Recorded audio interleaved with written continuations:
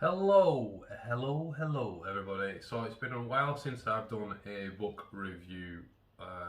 Well, I know I've put a couple on, but it feels like a long time. In honesty, I've not done any for a while because it's taken a long time to read some books. Some books I've stopped and started, and other books I've kind of lost my motivation with them a bit. And also, I had an issue with I've had to buy an external memory card to transfer videos from a phone to that, so I can edit the phone, edit the videos on this phone. So that's why it's been so long, and I've just downloaded a couple recently, and I'm still trying to develop the way I do this this channel. And because I'm feeling driven to do a video quite quickly today, I'm going to do it fairly quick. I always say that on these videos that I've got on this channel so far. So basically, I'm the British bookworm. Thank you for joining. I won't do any more than that. So today I'm going to start reading or reviewing Unsettled. Wall Street Journal bestseller Unsettled. What climate science tells us, what it doesn't, and why it matters, by Steven Koonin, former Undersecretary for Science, US Department of Energy under the Obama administration. Now, I wanted to do a really sort of professional video with this book, and I have literally just finished reading it for the second time, and I am reviewing one particular chapter which I've read 3 times. So I've read the book twice, I've read one chapter 3 times, and that time would be approximately 30 hours of reading, which I classify as study and research, which is how most people in academia research, study and learn and become knowledgeable, and a bit more knowledgeable than the layman. So there's a reason why I'm saying that in this video. There's a guy that, by his own description, who is the leader, you could call it, or orchestrator of Extinction Rebellion in the United Kingdom. This is mainly, by the way, Extinction Rebellion, Stop Oil, and Insulate Britain. There's 3 organisations in the United Kingdom which mysteriously popped out of nowhere and started blocking roads and protesting and creating misery and unpleasant waiting times and stress on parents, on people who wanted to get to work in the busiest city, or one of the busiest, the busiest city in the United Kingdom, and they have blocked roads. So they've blocked roads, they've made life utterly miserable for their causes, which were to insulate Britain. That's just seemed to have disappeared as of today. This is the 5th of August today, 2023. And in the United Kingdom, they've seemed to have disappeared, which I find pretty strange. Because they were all zealots, and they were clearly zealots, cultish and extreme. I've watched many videos of them being interviewed, and they have said many utterly factually terribly false claims and scientific facts and things that are just extremely bad and stupid. But yeah, they believe it, so they believe what they're saying when it's absolutely farcical and ridiculous. But they believe it so much that they believe that they can go out in front of a busy main road and block all the traffic and go towards Stop Oil. They are all using Roger. I'm forgetting his last name, but I watched an interview twice, which I'm going to link on this video. And in this video, he is being interviewed by Bolan. I always forget his name, but I'll link it on here. Tony Bolan, I think his name is. But forgive me if I've got that wrong on here. But he himself, by his own description, is pro-green, and obviously I would possibly feel leaning to the left. He's done a review on this book, which I'm going to again link to my video to guide you towards a different opinion. So, in the interview though, Roger, who by his own words has studied peaceful civil disobedience, as he phrases it, he's an extreme zealot of his political leaning. I think it would be fair to say he's a communist or a Marxist or socialist to some degree, and he is without doubt an extremist. And so he's orchestrated and planned the tactics that Stop Oil, Extinction Rebellion and Insulated Britain employed and are employing in the UK to great misery of tens of thousands, maybe even, if you total it up, you could argue millions of people, under the premise that it's justified due to these doomsday scenarios that they propagate when they've been interviewed and tried to have their 15 minutes of fame explaining their circumstances. So the founder, I don't know if you could argue if he's necessarily the founder. Haven't done enough research on this, but I certainly know he's one of the important figures of those three organisations. The founder, in an interview that I'm going to link in this video, says that anybody can find out the facts for themselves and find out within 15 minutes of looking into the global catastrophe that we are in. Now I know that was a long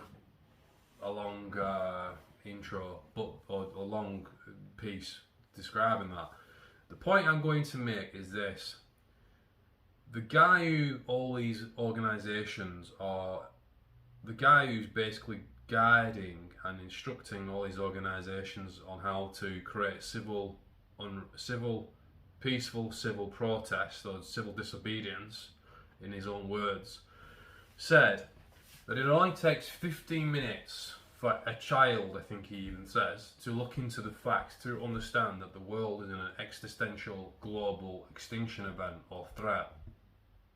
Now I want to pause it there.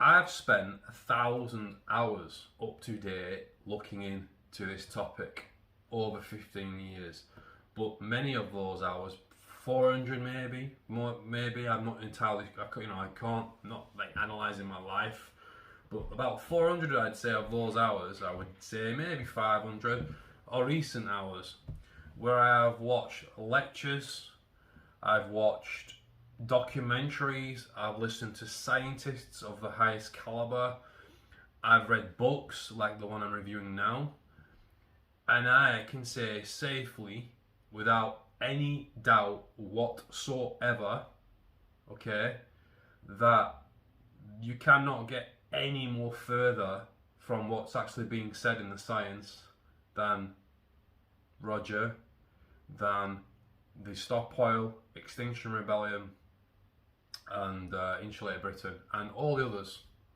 and the NGOs and the people that are on the back of this. Just saw an interview of Sadiq Khan in London screw up and admit that the ULEZ that he's throwing into London are partly for air pollution, but also because of the climate emergency. I'm going to crack on to the book review. Do you like my new book stand? I bought it to do these book reviews. I'm going to crack on though now. So those are several examples of why this subject to me is extremely important, and so I'm so sincerely studying it and written on this book, study book, because it's an expensive book, but I'm going to blitz this book to possibly do a series on YouTube breaking down the facts within it. I also want you to watch Steven Koonin, and on these videos, which I'm going to link on here, if you're not a bookworm or you don't like reading but you're into the truth and you're a truth seeker, I'm going to link them on there on this video, and I'm going to put it down in the description below on many that I watched. So I've listened to Steven Koonin for about 20-30 hours. I've read this book twice. I read it a year ago and I did like 5 or 6 video takes on it, and I've deleted them all because it made me so angry. But I didn't come across very professional, so I've put it to the side, and I ended up leaving it for a year and a half, and I then come back to it and I've reread it, so my knowledge is fresh. And I've got to admit, I've come back to it and reread it, and I've found myself being more wholesome in my intake of the actual scientific information that Steven talks about from the IPCC reports. We're moving on to the book in a second. But the key thing is that people like Sadiq Khan, who's done zero research, except those people who are all kind of like goading each other on to push the agenda of climate change, global extinction event, and existential threat, and the UN, we're boiling. Now, I know for a fact that all these politicians that are in Westminster voting on these things haven't done the amount of research that I've done on this.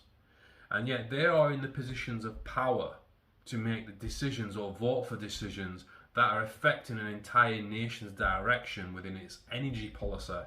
There's something extremely wrong with that. I am nobody. I am just an educated book person who tries to inform himself by seeking the truth on topics where I feel a gut reaction to when I know there are mistruths and lies and downright deceit on that topic. And because of those reasons, I've invested 1,000 hours on this topic.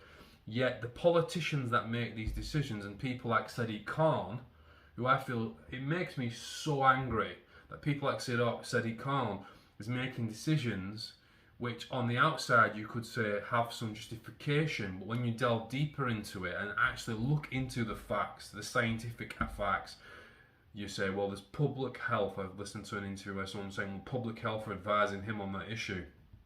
I would say, what are the scientific facts? And are they independent of the great push to all these ideologies, the ideologues, on climate change and an existential threat, and every extreme weather pattern is connected to climate change and global boiling, right? So that is the premise of where I'm coming at.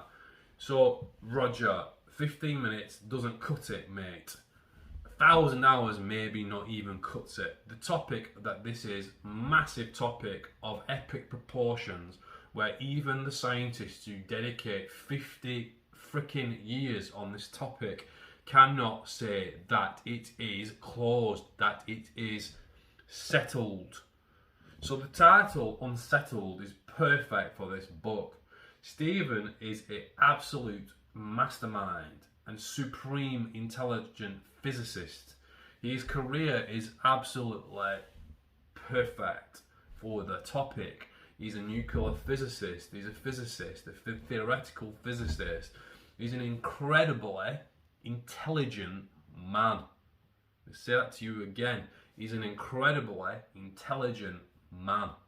So I've spent 30 odd hours rereading this book. Read it first time for say 15 hours. Like I've just said, I've literally just reread it. So another 15 hours. I've read the chapter on water rising, sea level rising, which is another hour and a half. I'm going to possibly do a series on it and break down what he says in this book. And this is where it's key. He knew when he wrote this book how people were going to attack him. And he even quotes that in his book. And they're going to accuse him of certain things because they are so pro their own opinion on these issues. But Steven Koonin is a clever man. And he only used the official data in his book to question the theory of a consensus, or settled in capital letters, God, science. For science, in his opinion, in Steven Koonin's book, talks about, and in his interviews, he talks about how science is not a capital S, which it has become in the topic of climate change. And it's due to the narratives and the benefactors of the topic of climate change and the topic of urgency, and when you create urgency or fear in society, it's much easier to direct the masses to your agenda. And that is why every weather event has been made partly through the media to make it seem like the recent heat waves in the Mediterranean, in Greece, they're trying to make it seem that that is evidence of global warming or climate change due to anthropogenic impact by man. Now, I'm telling you that in the 1,000 hours of looking into this with an open mind, okay, because none of the information I learn and I study is my knowledge. Very few people in the world are directly in the front line of gathering new information which other people don't know about through scientific inspection. So I don't claim any of my information is my information, and my ego doesn't rest with that information. So the point I'm saying here is, if I see evidence that says that in the last 1,000 hours of me looking into this topic with some bias, because I'm feeling a gut instinct towards whether people are being honest or not, and the slandering that from one side of the conversation, from the censorship from the one side of the conversation, then it makes me think, well, no, I'm going to look into this. But if I get told, well, hang on a minute, you're wrong on this because I am and this is this, this is this, this is this. I'm going to address each issue in this book for you. This is this, this is this, this is this, this is this. Not your 15-minute, it's all fucking, sorry, that's my first swear word. It's all physics that kids learn in primary school and high school. It's all science. You're a numpty if you don't believe it. If you're a denier, which is another term, another angle to go down on this topic, if you are a denier, it's like Holocaust denial. You literally are trying to basically stop us from doing what's right for the earth because we're all going to die and there's an existential threat at taking place. Well, where can we go from that? So Steven Koonin knew he was going to get attacked, and did he get attacked? I listened. I'm going to find this interview and put it on here, and I want you to watch it and decide for yourself who is on the side of integrity and truth after you've watched it. But if you don't have time, go to the last bit of it where Steven Koonin gets 7.5 minutes to finish off in this debate between an alarmist and Steven Koonin, who isn't, who's a real serious scientist of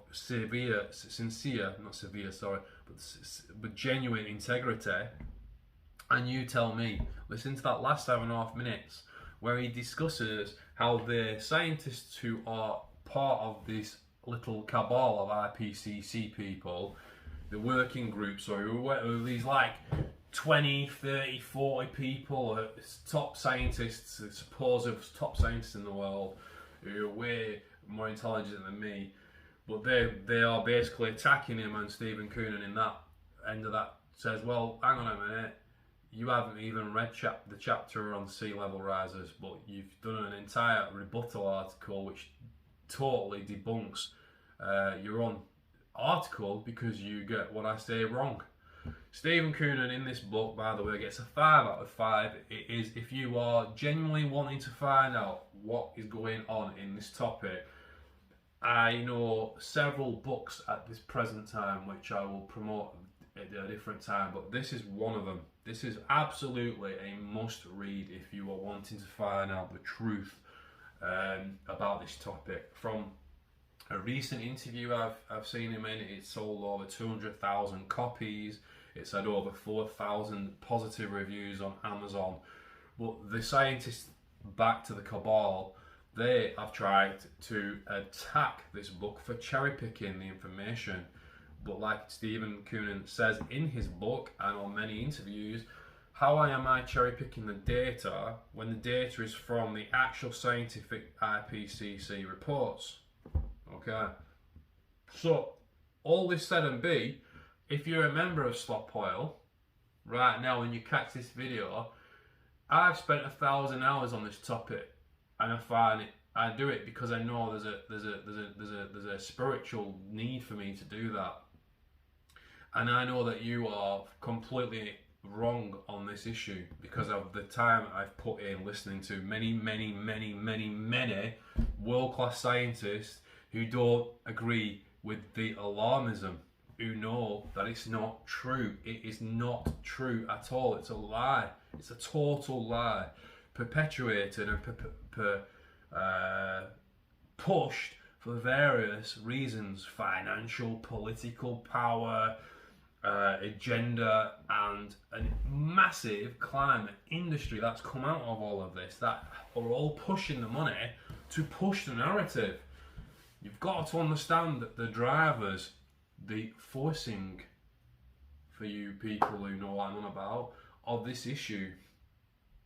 So if you're wanting to find out more about this topic, I cannot state enough that this book is a must on your bookshelf. If you know it's all a load of nonsense, this book is a must. If you are a genuine person that believes in the alarmism, I please ask you to buy his book. And I please ask you to read and look at the scientific data, which is what I'm saying is full of it in this book. The scientific data, how the scientific data has been set up in certain ways that he's looked at. His point is, okay, I've looked at some of these points, which is based in the chapters of his book. So I've seen some discrepancies. He's like, I've seen some discrepancies on this data, and I've looked at it, and it's wrong, and yet they aren't correcting it. They aren't correcting it. He also says that in the actual deep pages of the thousands of pages of the IPCC working reports, they don't say anything remotely like the final executive summary of the bureaucrats put together. And so what the media jump on is what the bureaucrats have put together for political motives, rather than what the actual reports state in the depth of the thousands of pages, which all the people I am watching who are classified as scientists with highly intelligent brains all say that these working reports are next to impossible to get your head in, spend hours reading through the thousands of pages. Yeah, so this book's a couple of 300 pages, 250, 300 pages, and it's taken me 15 hours. You got 1,000 pages. When do these scientists do you think for a second, it's jumping around now, but do you think for a second that there are scientists that I've read, that all these scientists that, right, I'm going to change where I'm going to put this. The individual scientists of the IPC that have been part of the IPCC reports, they do not read the IPCC reports cover to cover. They do not have the time. They have only put time into what section of the report that they have put together.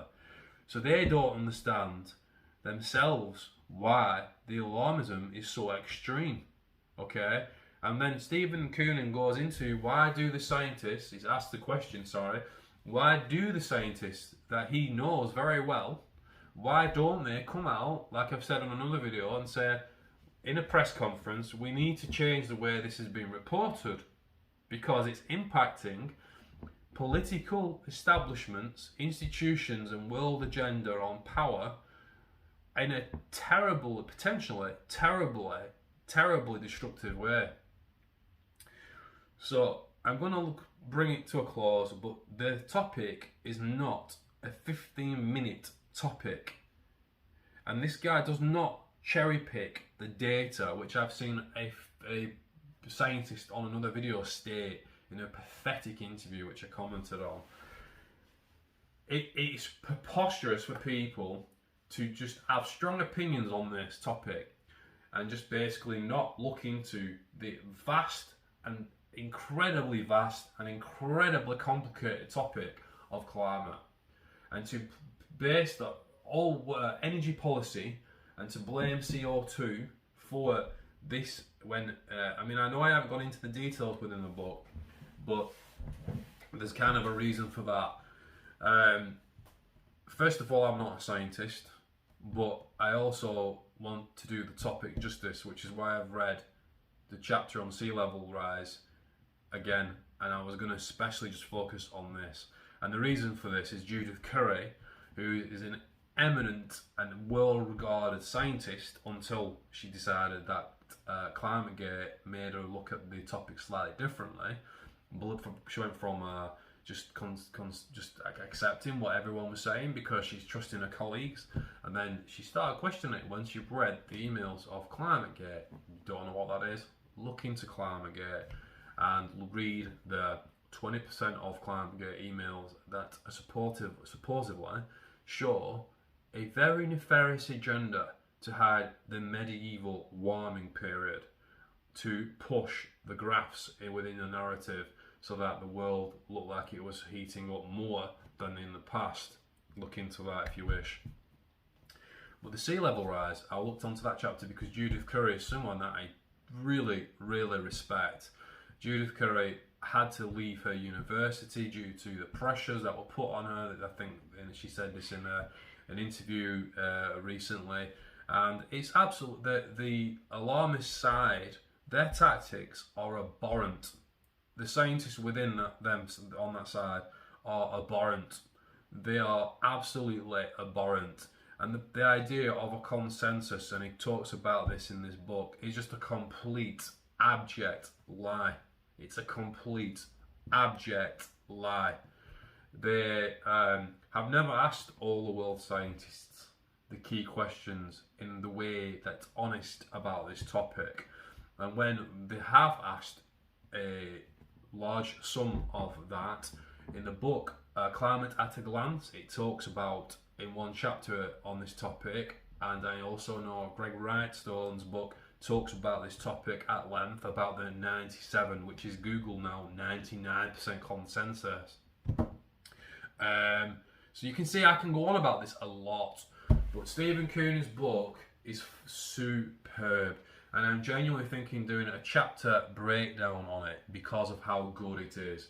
Steven Koonin is a really genuine, world-class scientific voice that is saying, basically to sum up, the heating of 1.3 centigrade that we have experienced from the 1850s could be caused by CO2 emissions, to some degree by CO2 emissions produced by man's energy and infrastructure. Okay, but we don't know, and the science pretty much says we don't know, because the topic, it had the natural variabilities of climate can outweigh the rise of CO2 that we know is attributed to man. I hope I've done that justice. That is essentially a key part of what he says. The patterns of weather are natural variability are no different to what they have been in the past, and the tactics that is being used by the alarmist side is absolutely abhorrent, and people like who I talked about at the beginning of this, who don't admit that that tactic is going on, when you have insiders who left from being inside, who say what happened to them, like what happened to Judith Curry, how Steven Koonin was attacked, what happened to William Happer, what happened to Richard Lindzen. I always get that last name, but what happened to these really eminent scientists, John Christie, they all have been verbatimly attacked and in a most outrageous and despicable way. And so when people talk about the science is settled, it's nonsense. And until people can talk about this conversation with integrity and look at the data with integrity, then